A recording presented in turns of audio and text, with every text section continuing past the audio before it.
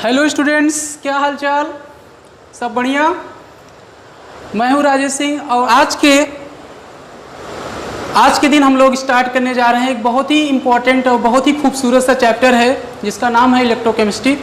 तो चलिए देखते हैं इलेक्ट्रोकेमिस्ट्री में क्या होता है इलेक्ट्रोकेमिस्ट्री, और उसके बारे में हम लोग डिटेल में डिस्कशन करने जा रहे हैं। बहुत ही ज़्यादा इम्पोर्टेंट होता है चैप्टर ये।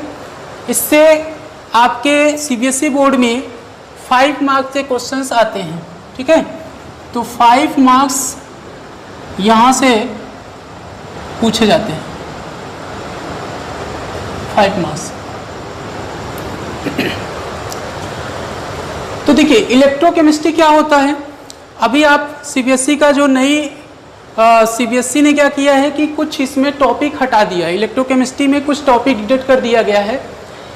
जैसे उसमें से कुछ टॉपिक हैं, जैसे फ्यूल सेल। पहले फ्यूल सेल के बारे में होता था, जैसे बैटरीज होती थी, primary cells, primary battery, secondary battery क्या होती हैं, फ्यूल सेल्स के बारे में पढ़ना था। कॉर्सन्स के बारे में पढ़ना होता था, रस्टिंग जिसको बोलते हैं। तो ये सब अब हमको नहीं पढ़ने हैं, ठीक है। ये सारी चीज़ें हटा दी गई हैं सिलेबस से। तो चलिए हम लोग स्टार्ट करते हैं, समझते हैं व्हाट इज इलेक्ट्रोकेमिस्ट्री। तो इलेक्ट्रोकेमिस्ट्री क्या होता है बेसिकली। देखो इलेक्ट्रोकेमिस्ट्री जो वर्ड है ये इलेक्ट्रो प्लस केमिस्ट्री से बनी हुई है, ठीक है। इलेक्ट्रो प्लस केमिस्ट्री से बनी हुई है। इलेक्ट्रो मीन्स होता है इलेक्ट्रॉन। इलेक्ट्रो मीन्स क्या होता है? इलेक्ट्रॉन होता है। और केमिस्ट्री मीन्स होता है केमिकल चेंज। Chemical change. अब इन दोनों का मतलब क्या होगा कि इलेक्ट्रॉन का केमिकल चेंज होना, that means the branch of physical chemistry. देखिए फिजिकल केमिस्ट्री का एक बहुत ही इंपॉर्टेंट चैप्टर है। This is really very very important chapter. The branch of physical chemistry, हम लोग इसकी डिफिनीशन अगर बनाएं तो देखिए the branch of physical chemistry, physical chemistry in which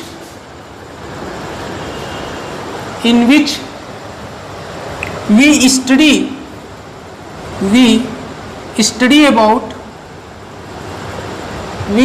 about the conversion of chemical energy into electrical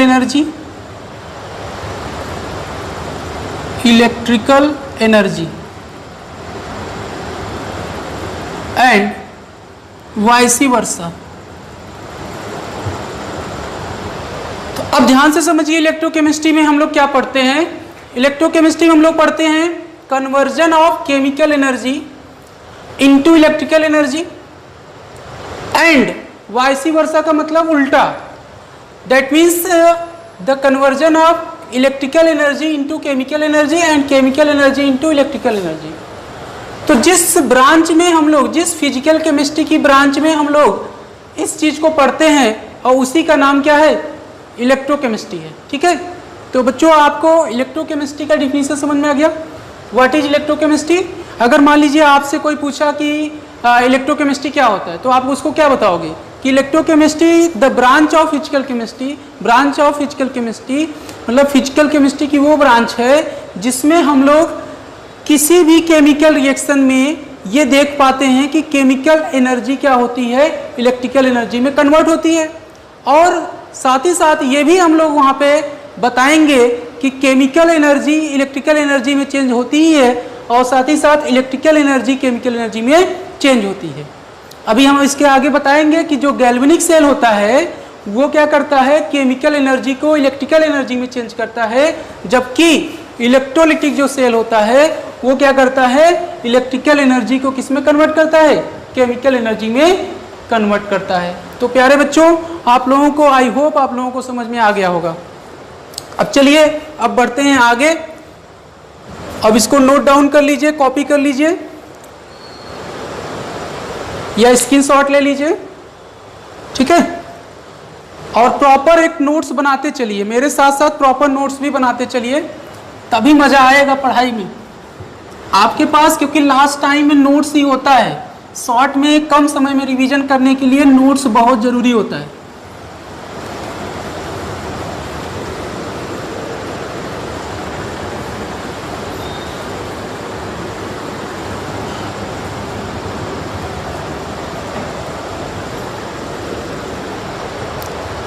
अब हम लोग बढ़ते हैं आगे और पढ़ते हैं, देखो इलेक्ट्रोकेमिकल सेल के बारे में पढ़ते हैं। इलेक्ट्रोकेमिकल सेल, तो इलेक्ट्रोकेमिकल सेल कितने तरह का होता है? बेसिकली इसको दो तरह से डिवाइड किया गया। इलेक्ट्रोकेमिकल सेल को दो तरह से डिवाइड किया जाता है।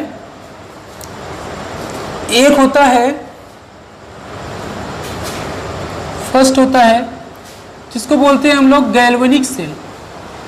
कौन सी सेल? गैल्वेनिक सेल बोलते हैं। और दूसरी होती है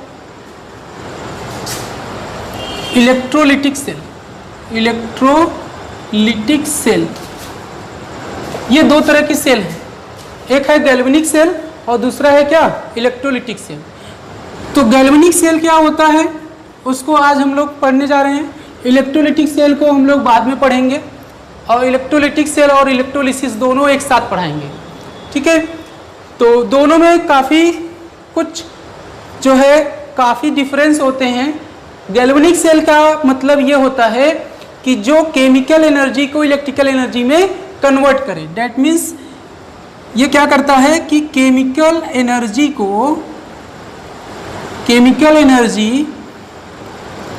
converted into, it converts chemical energy into electrical energy।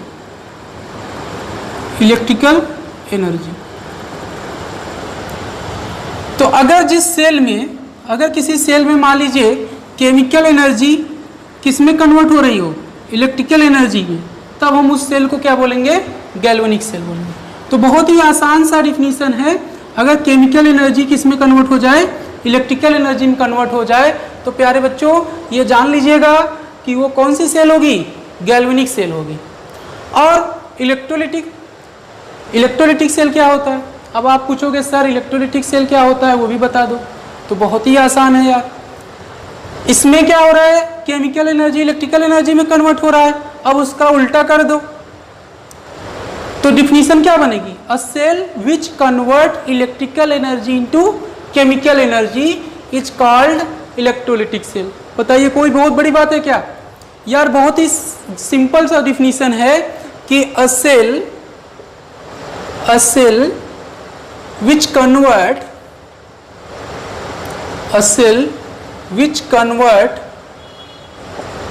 Electrical energy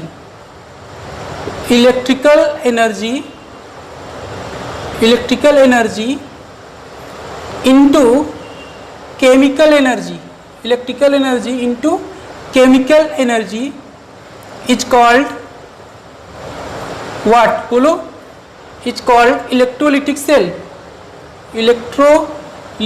cell। तो इसको हम लोग क्या बोलेंगे? इलेक्ट्रोलिटिक सेल बोलेंगे। आई होप आप लोगों को समझ में आ रहा होगा। तो ये दोनों में डिफिनीशन बाय डिफिनीशन ये दोनों में डिफरेंस है। होता तो और भी सारे डिफरेंस है, बट हम उसको थोड़ी देर बाद जो है डिस्कस करेंगे। नेक्स्ट लेक्चर पे हम लोग उसको डिस्कस करेंगे। अब हम लोग डिटेल में पढ़ने जा रहे हैं गैल्वेनिक सेल के बारे में। तो चलिए देखते हैं कि गैल्वेनिक सेल क्या होता है। बहुत मज़ा आने वाला है बेटा, आप लोग अच्छे से पढ़ाई करिए, घर पे रहिए, और एक फॉर्मूला आज से याद रखिएगा, आपको फॉलो करना है उस फॉर्मूले को। वो कौन सा फॉर्मूला है? वो आपके सुरक्षा के लिए, आपके सिक्योरिटी के लिए बहुत ही ज़्यादा ज़रूरी है, और उस फॉर्मूले का नाम है SMS। इसको आपको हमेशा ध्यान रखना है। SMS का मतलब क्या होता है? S for soap. S for soap. Soap मतलब ये हुआ कि आपको क्या करना है कि एक एक घंटे पे, 2-2 घंटे पे आपको अपने हाथ को 20 सेकेंड तक क्या करना है, वॉश करना है। और दूसरे एम का मतलब मास्क, मास्क का यूज करना है आपको बार बार। आप कभी भी बाहर जा रहे हो, ठीक है, तो मास्क को पहन करके ही बाहर निकलिए। अगर घर पे भी हो, रूम पर हो, तो अगर आप भीड़ भाड़ ज़्यादा है तो वहाँ भी आप मास्क लगाए रखिए, घर पर भी, ठीक है। और तीसरा है यस का मतलब सोशल डिस्टेंसिंग, सोशल डिस्टेंसिंग। तो सोशल डिस्टेंसिंग बहुत ज़रूरी है, डिस्टेंसिंग, यस का मतलब ये है सोशल डिस्टेंसिंग। जैसे कि आप लोगों की कोचिंग वगैरह बंद चल रही है, ऑनलाइन क्लासेस चल रही है, और इस सोशल डिस्टेंसिंग को ध्यान में रख करके ही आपको ऑनलाइन क्लासेस प्रोवाइड की जा रही हैं। तो चलिए ज़्यादा बात न करते हुए हम लोग सीधे अपने टॉपिक पे आते हैं, गैल्वेनिक सेल।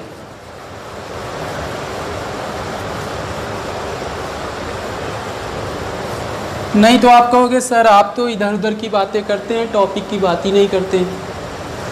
हाँ, है कि नहीं? लेकिन ये भी जरूरी है ना? Yes sir.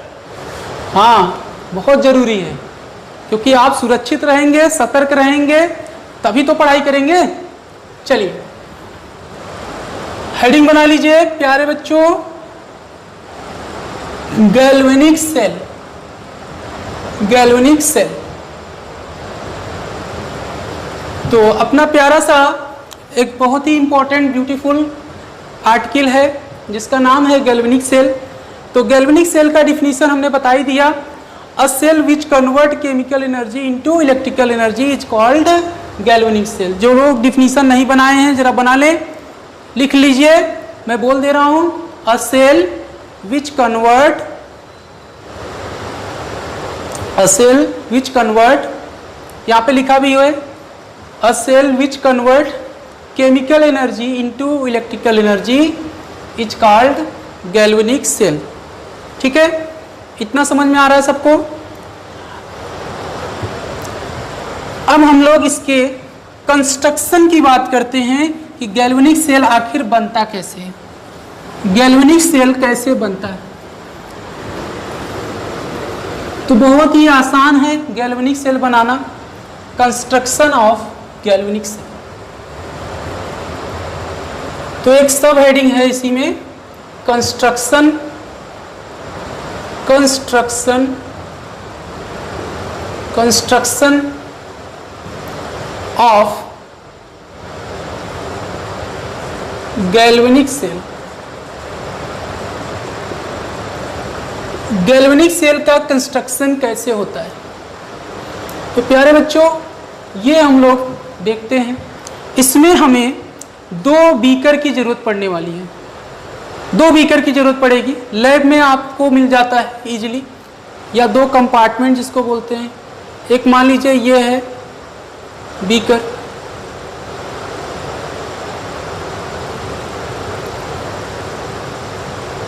और इसके बगल में एक और बीकर है। तो आप गैल्वेनिक सेल अपने घर पर भी बना सकते हो, ठीक है, कुछ नहीं करना है, बहुत ही आसान है। आपको 2 रॉड की जरूरत पड़ेगी, एक जिंक रॉड।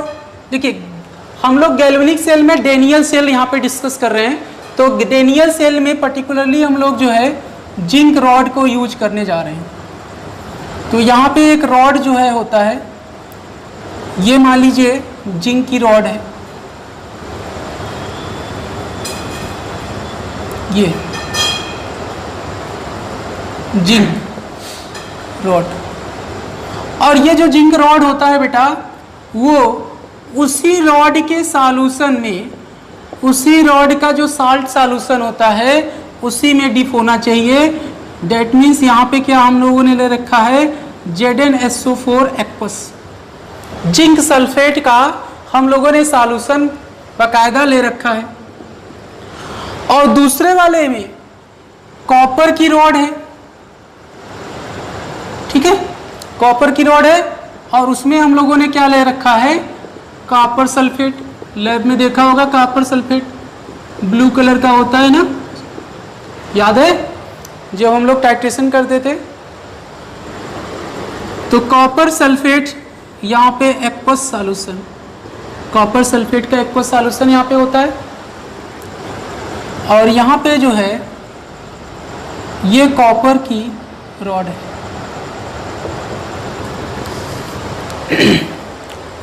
तो कॉपर सॉल्यूशन, जो कॉपर सल्फेट का सॉल्यूशन होगा उसमें कॉपर की रॉड होगी, और जो जिंक सल्फेट का सॉल्यूशन होगा उसमें जिंक की रॉड पड़ी होती है। और इसको हम लोग क्या करते हैं कि करंट को मेजर करने के लिए एक्सटर्नल सर्किट के रूप में यहाँ पे हम लोग गैल्वेनोमीटर लगा देते हैं। गैल्वेनोमीटर ये हमको रीडिंग बता देता है, ठीक है। अब यहाँ पे हम आपको एक कॉन्सेप्ट बताएंगे, उस कॉन्सेप्ट का आप हमेशा ध्यान रखिएगा, कभी नहीं भूलेंगे। और इन दोनों कंपार्टमेंट को कनेक्ट करने के लिए एक यू टाइप की जो है इस तरह से जो है यहाँ पे प्लग लगा होता है। यू टाइप जो है ये कांच की बनी होती है, इसको बोलते हैं साल्ट ब्रिज। इसको क्या बोलते हैं हम लोग? सॉल्ट ब्रिज बोलते हैं, salt bridge, salt bridge. Sir इसका क्या रोल होता है? साल्ट ब्रिज आपने क्यों ले रखा है? तो हम सारे आंसर देंगे आपको। साल्ट ब्रिज क्यों लिया, ठीक है, इसके अंदर कौन सी प्रॉपर्टी, कौन से रिएक्शन चल रहा है, सारी चीज़ें होंगी। तो ये कंस्ट्रक्शन है, यहाँ पे सारी चीज़ें हमने बता दिया। अब जैसे जैसे यहाँ पे जैसे स्विच ऑन करेंगे, ये जो होता है वो निगेटिव प्लेट का काम करता है, और ये जो होता है वो पॉजिटिव प्लेट का काम करता है। तो याद रखिएगा, एक मैं कॉन्सेप्ट आपको बता दे रहा हूँ, उस कॉन्सेप्ट का यूज करके आप कभी नहीं भूलोगे कि किसको निगेटिव मानना है, किसको पॉजिटिव मानना है। तो हमेशा याद रखिएगा, अलोन, ALONE, अलोन से याद रखिएगा A stands for anode, A stands for anode, L stands for left, तो लेफ्ट में एनोड होगा, O stands for oxidation, N stands for negative, और E स्टैंड्स फॉर इलेक्ट्रोड। तो जो अलोन से याद रखिएगा, जो लेफ्ट में होगा वो निगेटिव प्लेट होगा, और निगेटिव प्लेट को हम लोग क्या कहेंगे? एनोड कहेंगे। और जो पॉजिटिव प्लेट होगा उसको क्या बोलेंगे? कैथोड बोलेंगे। एनोड पे हमेशा ऑक्सीडेशन होता है, इस बात को ध्यान रखिएगा, चाहे वो इलेक्ट्रोलिटिक सेल हो चाहे वो गैल्वेनिक सेल हो, एनोड पे हमेशा ऑक्सीडेशन होता है। ऑक्सीडेशन हमेशा कहाँ पे होगा? एनोड पर होगा। और रिडक्शन कहाँ होगा? कैथोड पर होगा। तो कैथोड पे रिडक्शन होता है और एनोड पे क्या होता है? ऑक्सीडेशन होता है। अगर जिनको नहीं पता है कि ऑक्सीडेशन रिडक्शन क्या होता है, वो क्लास 11th का एक चैप्टर है रिडॉक्स रिएक्शन, तो वहाँ पे आप लोग पढ़ लीजिएगा। वो चैप्टर क्लास 11th में आपको बताया गया था क्या होता है ऑक्सीडेशन, क्या होता है रिडक्शन। अब हमने यहाँ पे हमने ये लिखा कि इस जिंक की रॉड का क्या होगा? ऑक्सीडेशन होगा। तो हमें उस रिएक्शन को लिखने भी आना चाहिए कि ऑक्सीडेशन हाफ सेल रिएक्शन क्या होता है, रिडक्शन हाफ सेल रिएक्शन क्या होता है, उसको कैसे लिखा जाता है। तो वो सारी चीज़ें हम लोग बात करेंगे, ठीक है। तो बने रहिए हमारे साथ। और केमिस्ट्री बहुत टफ नहीं सब्जेक्ट है, बहुत ही आसान सा सब्जेक्ट है। एक एक चीज़ आपको समझाते हुए, कहीं भी कोई प्रकार की अगर किसी प्रकार की दिक्कत होगी तो आप हमें बताइए, चीज़ों को समझते चलिए। अब देखिए यहाँ पे हमने क्या बोला, यहाँ इस सेल के अंदर ये जो गैल्वेनिक सेल है, इस गैल्वेनिक सेल के अंदर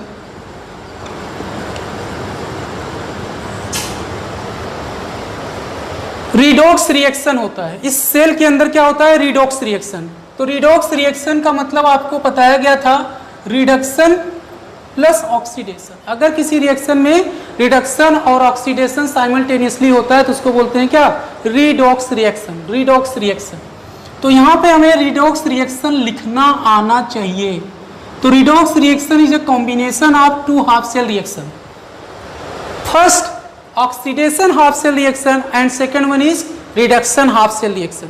तो दोनों ही हाफ सेल रिएक्शन का अगर कॉम्बिनेशन लेते हैं तो उसी को बोला जाता है रिडॉक्स रिएक्शन।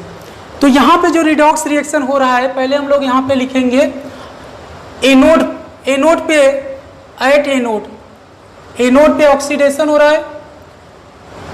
ऑक्सीडेशन कहाँ पे हो रहा है? एनोड पे हो रहा है ना प्यारे बच्चों।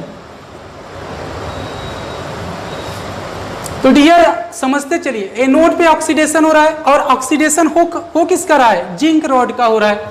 तो यहाँ पे हम लोग लिख सकते हैं जिंक सॉलिड जो होता है वो कन्वर्ट हो रहा है Zn+2 एक्वस और +2 इलेक्ट्रॉन। इसको बना लीजिए इक्वेशन नंबर 1। अब यहाँ पे देखिए सर हमको पता कैसे चलेगा इसका ऑक्सीडेशन हुआ? बेटा यहाँ पे फ्री स्टेट में है 0 है, इसका ऑक्सीडेशन नंबर यहाँ पे +2 है, तो ऑक्सीडेशन नंबर इंक्रीज कर रहा है, इस वजह से क्या हो रहा है? ऑक्सीडेशन हो रहा है। और ऐसे भी जान सकते हैं कि जिसमें इलेक्ट्रॉन रिलीज होता है वो ऑक्सीडेशन होता है। खैर अब हम लोग बात करेंगे एट कैथोड। एट कैथोड पे हमने आपको बताया कि रिडक्शन होता है कि नहीं? थोड़ी देर पहले बताया ना कि at cathode reduction takes place. तो रिडक्शन रिएक्शन आपको लिखने आना चाहिए। कैसे लिखोगे प्यारे बच्चों? देखिए किसका रिडक्शन हो रहा है? कॉपर का। ठीक है, कॉपर का अगर रिडक्शन हो रहा है Cu2+ एक्वस, तो ये इलेक्ट्रॉन गेन किया, 2 इलेक्ट्रॉन गेन कर लिया और ये कन्वर्ट हो गया Cu सॉलिड। जैसे जैसे रिएक्शन प्रोसीड करता है वैसे वैसे क्या होता है, ये जो रॉड होती है वो धीरे धीरे क्या हो जाती है? डिजॉल्व होने लगती है। और यहाँ पे क्या होता है कि यहाँ पे इस तरह से लेयर बनने लगता है, यानी यहाँ पे कॉपर डिपॉजिट होने लगता है। कॉपर, ये जो कॉपर सॉलिड बन रहा है वो यहाँ पे डिपॉजिट होने लगता है और ये जो रॉड होती है धीरे धीरे गलने लगती है। ठीक है, ये बिल्कुल पतली सी हो जाती है ना, जैसे लगता है इसको पोलियो मार दिया, ये पतली होती जाती है। तो इसका जो है डिजॉल्व होने लगता है ये, और ये यहाँ पे क्या होता है, ये खा के पी के मोटा होता चला जाता है। ये जो रॉड होता है इस पे क्योंकि कॉपर का डिपोजिशन होने लगता है, यहाँ पे कॉपर डिपोजिट होने लगता है। अब इन दोनों रिएक्शन को क्या करना है? ऐड कर दीजिए। नाउ एडिंग इक्वेशन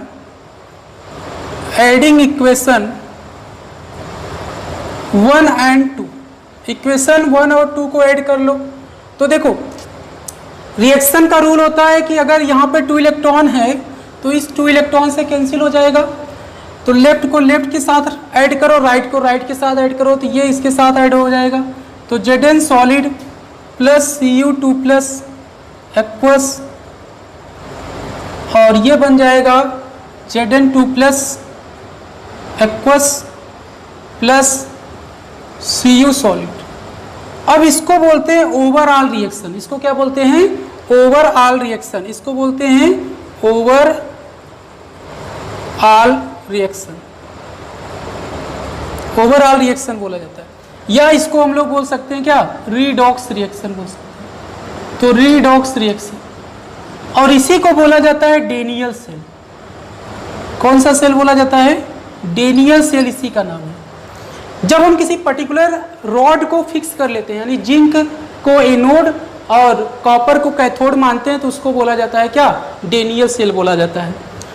अब आप पूछ सकते हो सर ये बताइए साल्ट ब्रिज का क्या रोल है?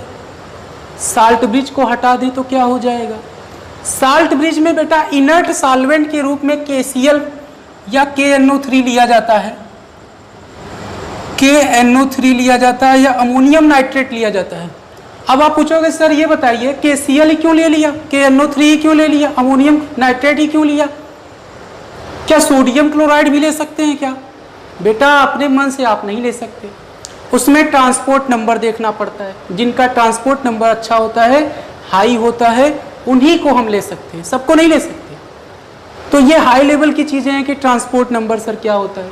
ठीक है, वो सारी चीज़ें ना बने, बस इतना जानिए कि इनका काम होता है इलेक्ट्रिकल न्यूट्रलिटी प्रोवाइड करना। इलेक्ट्रिकल न्यूट्रलिटी प्रोवाइड करना, क्योंकि ये जो जिंक होता है ना, ये कन्वर्ट होते रहता है Zn+2। ये +2 आयन क्या करता रहता है, इस रास्ते से जो है, इस अंदर जो है, इस सॉल्ट के अंदर से यहाँ पे ये सर्किट कंप्लीट करता है। और यहाँ पे जो इसके काउंटर आयंस होते हैं वो जिंक के साथ कंबाइंड होकर के सॉल्ट बना लेते हैं, यहीं इसको न्यूट्रलाइज कर देते हैं।